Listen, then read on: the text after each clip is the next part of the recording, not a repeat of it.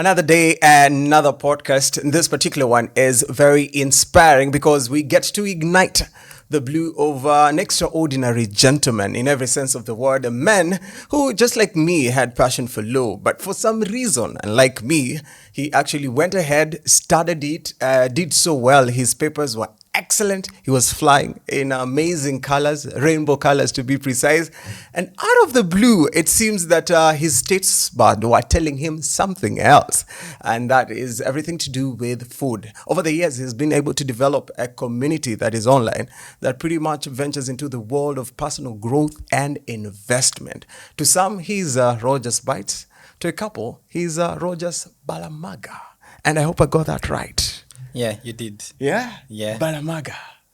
Balamaga. What does Balamaga mean? Well, it just comes from the Luganda word okulamaga. So it's the present continuous tense for going for pilgrimage, like okulamage namgongo. He's a man on a journey, so to speak. Your life is interesting. Even as here, at Blue, we believe that blue is more than just a color. Blue is an acronym that pretty much stands for belief, lifestyle, ultimate, and expression. I want to know, for somebody that went to school, studied law, at what point in your life did you discover that this is not it for me as a career, but my passion for food is the gateway for me to express myself, for me to believe in this thing called career path? And you decided that this is it. I believe in food as a business. I don't want to lie that there's in a particular moment in time where I knew that this is it for me. Yes. But I have always known, I have always had, and I know this sounds cliche, but yes, it is what it is, and I'll just say it as it is.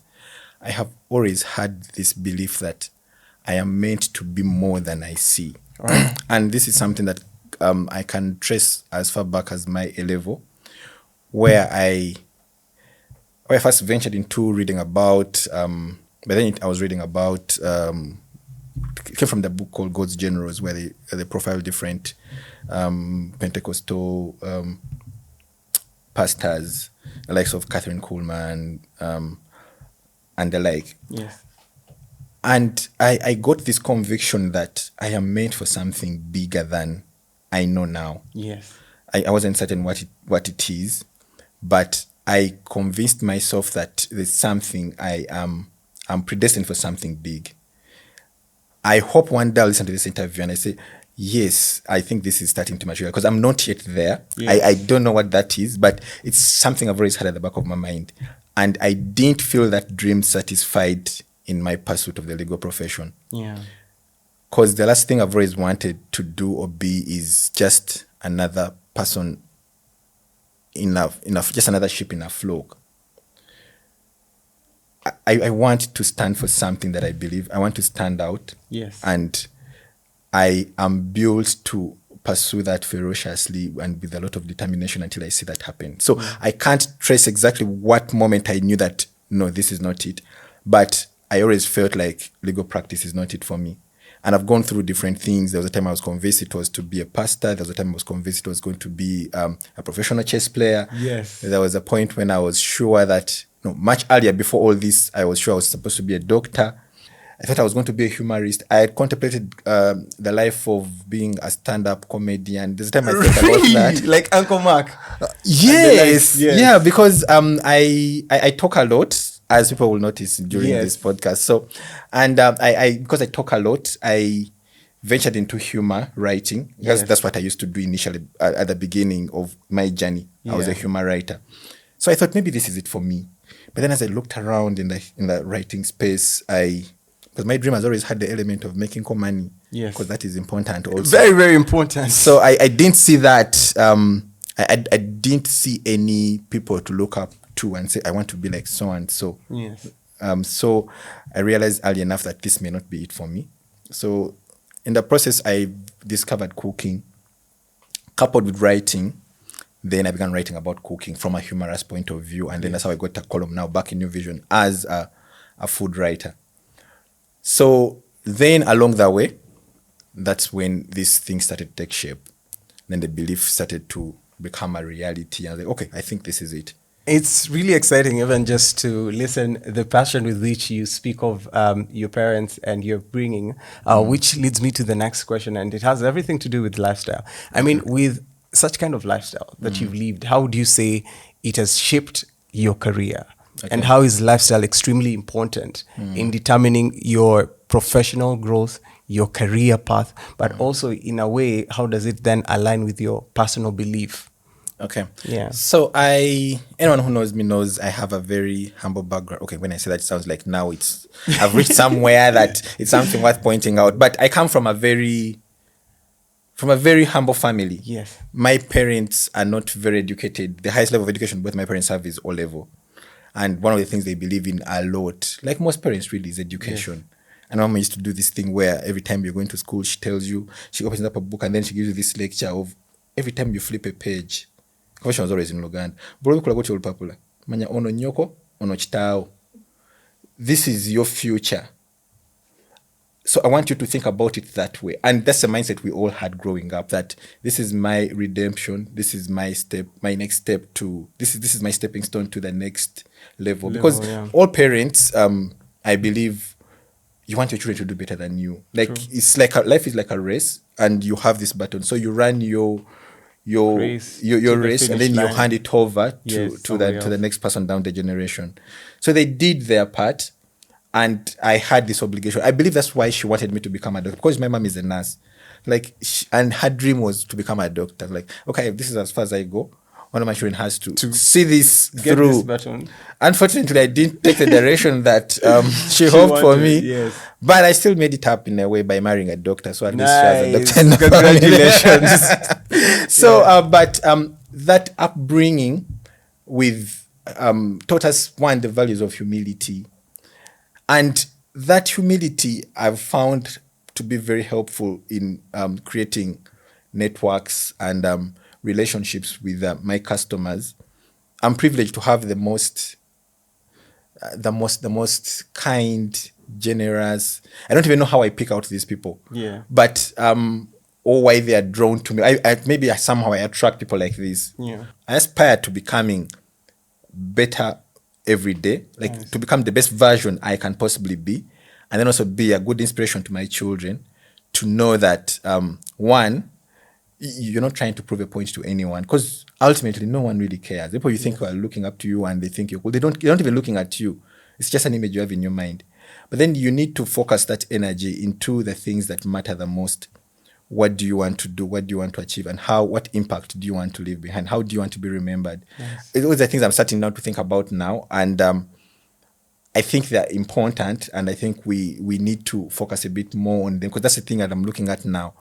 Yes, money is important. And it's something that we all want to do. But also the quality of life and your relationship with the people around you, I think, is also more important. It's interesting that you've mentioned about that, which was actually leading to my next question. And it has everything to do with, ultimately, what's your ultimate goal? Because to so many people looking at you right now, listening to you, the online community, people who are interested in investment and personal growth, and people who, just like yourself, are passionate when it comes to health and nutrition. Yeah. And when they see you, somebody would say the fact that you can be able to create content with your mom and with your daughter, all the three generations being represented right there. You've pretty much achieved what it is you have set out to achieve. I mean, you've married a doctor as well. You understand? So somebody would want to know, what's your ultimate goal after all this is said and done? Okay, so my first and foremost goal is to, and this is something I've just come into, a realization I've just come into later in life. Yes. And that's impact. I want to have an impact, a positive impact. And I was deliberate about the decision to create a community which is based on positivity, helping each other, generosity, and really focused on growth. There was a time when we used to have conversations, because we talk about everything, in spite of all the other things of growth and what, we also talk a lot about sex, relationships, marriage, what. So there was a time when people used to talk a lot about why marriage is a scam, it can never work, or what, every man cheats. no man is faithful. Wow, all women are, your woman is sleeping with someone you just don't know yet. Like that kind of negative. And then some people came and told me, you know what, me, I don't want to be, like, I really love the idea of the community, but sometimes you have conversations that put me in a space I don't want to be. I don't want to live with this energy, move around with this energy of, oh my God, is my husband one of these people? Is it possible he's sleeping with someone in this community? Yeah. And I don't want to have that on my mind. Yeah. So they decided to withdraw for that reason. And I felt bad. But then I realized the reason as well. That reason was valid. Like, yes, these things are also part of life, but I don't want this to be, because sometimes the most popular topics are the ones that are not very, very positive. Yeah. But at the same time, if you just focus on just the positive growth, what a lot of people are going to detach and like, you know what, this is boring. So you have to strike a balance of giving cassava today, then kanyama here. Yes. So you keep people hooked, but generally fostering that spirit of positivity and trying to help each other be better. Crazy, man. So ultimately, that's your goal. So my ultimate goal is to impact people positively. Yes. Because the rewards for doing this are enormous. Crazy. Like, so enormous. Like, there are times when I need a business loan in a short time to do something. Yeah. I just go and I just ask in the community. Someone asks me, how much money do you need? I need 30 million. What's the interest? Like, I don't have to pay me interest. You give me when you get it. Crazy. Like, within 5 minutes, you've got easy money. People are going to money lenders and they pay money about 20% per month. 10%, 15%. But because people have seen what you do, yes, people have seen what you do, they have faith in your brand and what you stand for. They believe in you. And that's also another thing that I also bear at the back of my mind, that I don't want to disappoint these people at any time, because I've created this image and the faith, and people have seen what I do. They follow me because I share generously. Basically, they know your lifestyle. Yes. And they believe in you. Yes, and they believe in me. They believe in my vision. They believe in what I do. Yes. So they easily trust me, and I never want to abuse that. But yes, Rogers is our guest today, and it's just interesting to listen to him. Such a great storyteller. And it's important that people recognize that you have a voice, and the way with which you've used your voice of late is very powerful.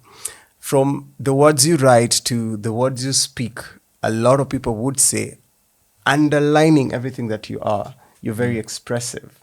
I would like to know, how can human beings, live off expression? And how do you feel the fact that you have this power to freely express yourself has shaped your career path? That's a very, very good observation. And I remember one of the people I follow the most on Instagram, I also his podcast. He says one of his best personality attributes that has made him is the ability to express himself. Like, you can never underestimate that. I don't know if I should call it a gift, but it can be nurtured, it can be improved. Our ability to create stories and convince ourselves of the stories is what helped us a lot to get to this point of evolution, whereby we are not the strongest animals on earth. No. We are not exactly the fastest, we're not the what, but we have the special ability to mobilize ourselves. And that's our power. And we become, and that comes from our ability to tell stories. That's why people look at people like Hitler. Hitler was not, he wasn't a well-decorated army person. General, he was just a mailman during the Second World War, running between trenches.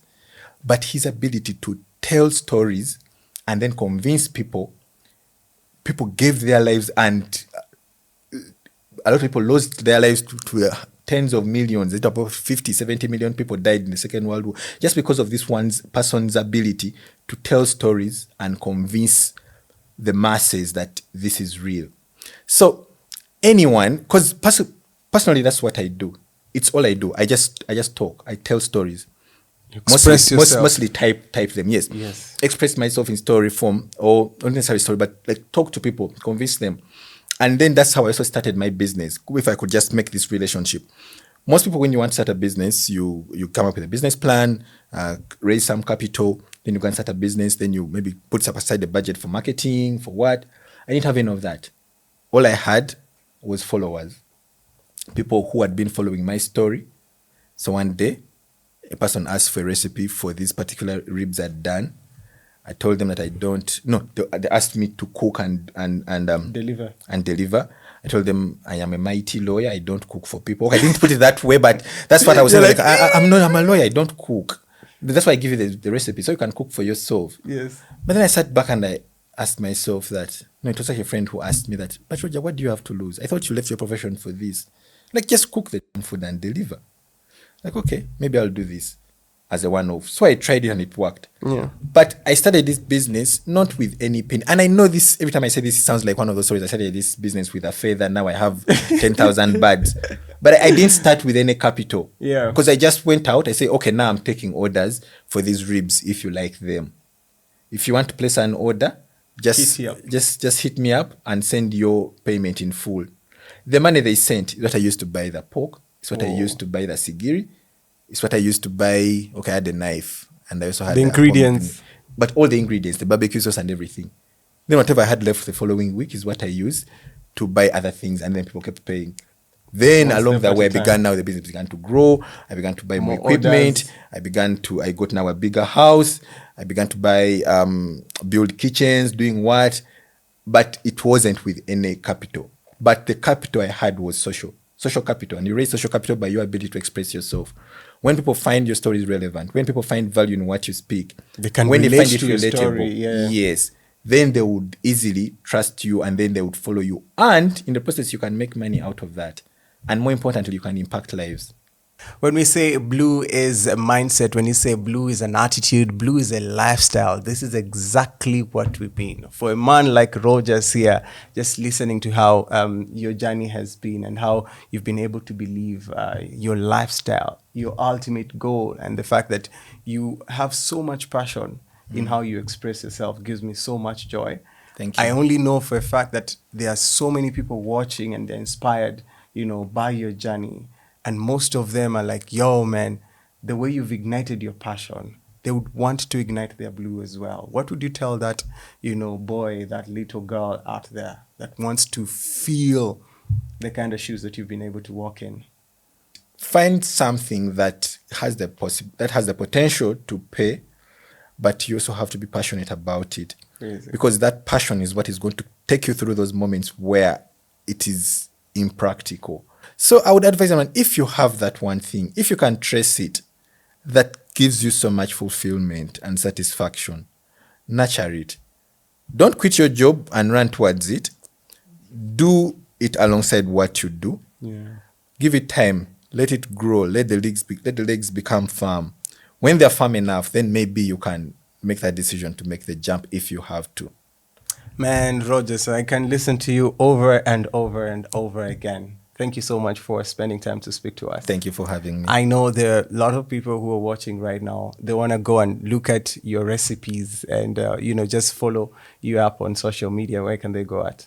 Just look for Rogers Barbecue and Bites. Yes. And also look for Keto Clinic, because that's also the other thing that I do. We help people lose weight through the keto diet. Yes. So when we've worked with so many people, including James O'Neill and so many other people that you will find on the page and the website. Nice. So that's what we do. If you see Keto Clinic anywhere or Rogers Barbecue and Bites, or just look up Balamaga Rogers. It's as simple as that. May you continue igniting your blue. Just like you who's watching, please do continue igniting your blue and following the conversation using the hashtag #IgniteYourBlue. Till next time, it's goodbye from us.